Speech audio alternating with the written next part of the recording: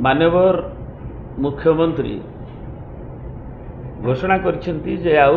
12टी NAC पे घोषणा पुनर्घोषणानामा आमर कहवा कथा से पुनर्घोषणानामा एवं सेथिरे आमर जो सब आपण माने भी जानी जे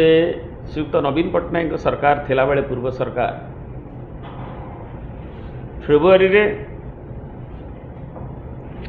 34टी एवं मार्च रे 22टी एभली 56टी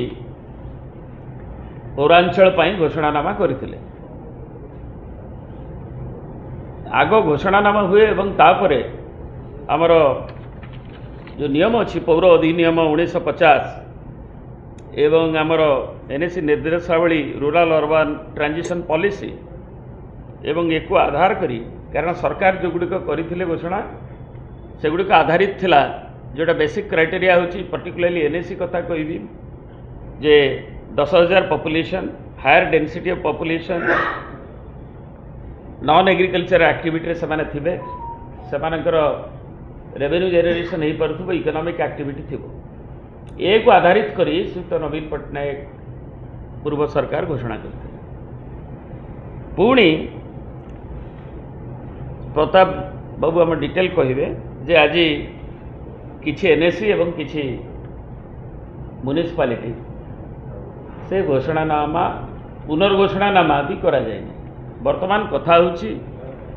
एवं जोटा एनएसी रे प्राय 22टी एनएसी सेथुरु वंचित होइछन्ति। जाजपुर प्राय 16टी जिल्लार 22टी 16टी जिल्लार जाजपुर ठू नहीं कटक ठू नहीं रायगड़ा अनुगुल बरगढ़ बलांगीर गंजाम डिटेल्स कहे खुर्दा भद्रक कंधमाल नुआपड़ा सुवर्णपुर सुंदरगढ़ नयगढ़ कंटिलो ढेंकानाल बौद्ध एवं एगुड़िक तार जो दिया से प्रथम कथा हूँ घोषणानामा पर पुनर्घोषणानामा है सरकार अधिनियम एवं ताकू तर्जमा कलापर कनकरेन्स नेलापर पंचायत राजर तार गेजेट नोटिफिकेशन हवा कथा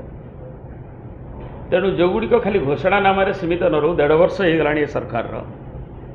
आम दाबी हूँ तुरंत बीजेडी दाबी कर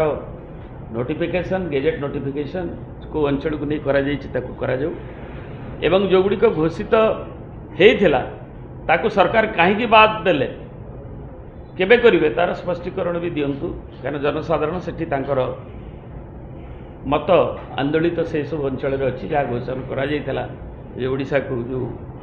तार अर्बन आबुच गोटे आम याडस्टिक एवं नवीन पट्टनायक सरकार बेले गोटे ग्रोथ इंजिन बोली नि जाइथला ए विषय से प्रताप जेना विस्तारित।